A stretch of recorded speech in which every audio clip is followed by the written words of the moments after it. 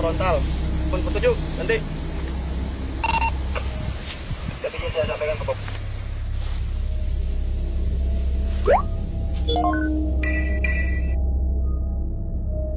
Setelah berjalan kurang lebih 10 jam, akhirnya kami tiba di pinggir sungai kecil. Kami akan melanjutkan perjalanan dengan menyusuri sungai setidaknya 2 km lagi untuk sampai di muara sungai. Tempat di mana KKB akan menerima pasokan senjata dari seseorang yang diduga kuat berasal dari negara tetangga, Papua Nugini. Karena begitu capek dan lelahnya berjalan selama 10 jam melalui semak-semak dan hutan lebat, masuk ke dalam sungai dan berendam, serasa lebih nikmat dari mandi spa yang ditaburi bunga-bunga harum mewangi.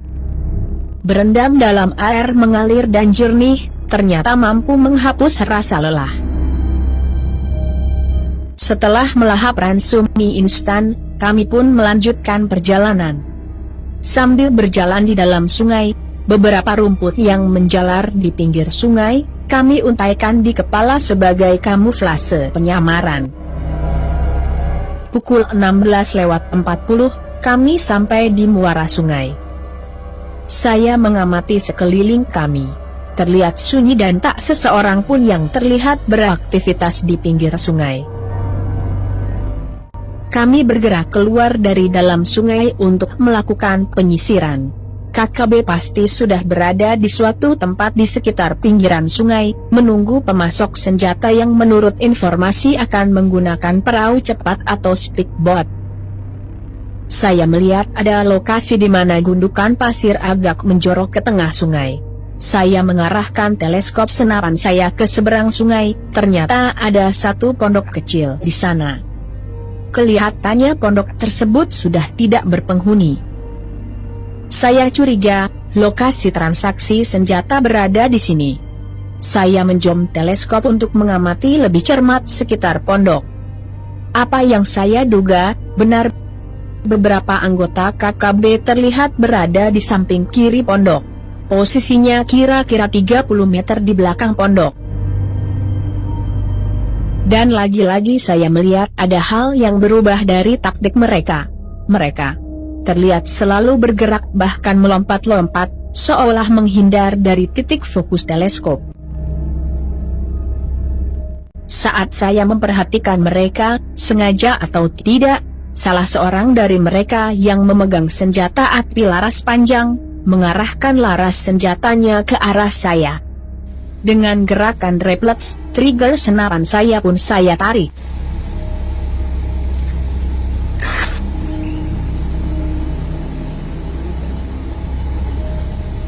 Anggota KKB lainnya terkejut, melarikan diri ke semak-semak.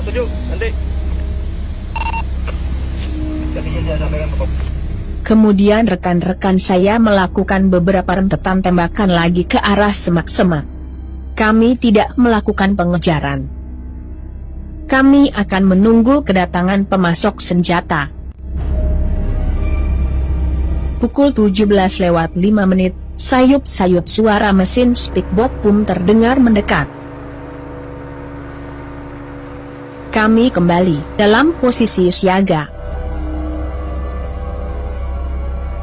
10 menit kemudian, sebuah speedboat berpenumpang 5 orang laki-laki, berhenti persis di pinggir gundukan pasir di depan pondok. Sambil menunggu KKB, sebahagian dari mereka terlihat memeriksa salah satu mesin speedboatnya. Kemungkinan ada yang rusak setelah menempuh perjalanan yang jauh. Salah seorang di antaranya yang memegang senjata laras panjang berpelontar granat, terlihat gelisah. Dia sudah mulai kesal karena anggota KKB tak kunjung datang mengambil pesanannya. Karena kesal, ia berjalan ke tengah sungai kemudian melepaskan rentetan tembakan. Saya tak mau menunggu lebih lama lagi. Rasa kesalnya pun saya obati dengan satu tembakan akurat dan terukur. Kepada rekan-rekan, saya memberi isyarat untuk tidak melakukan penembakan. 2 butir peluru saya arahkan ke bodi speedboat.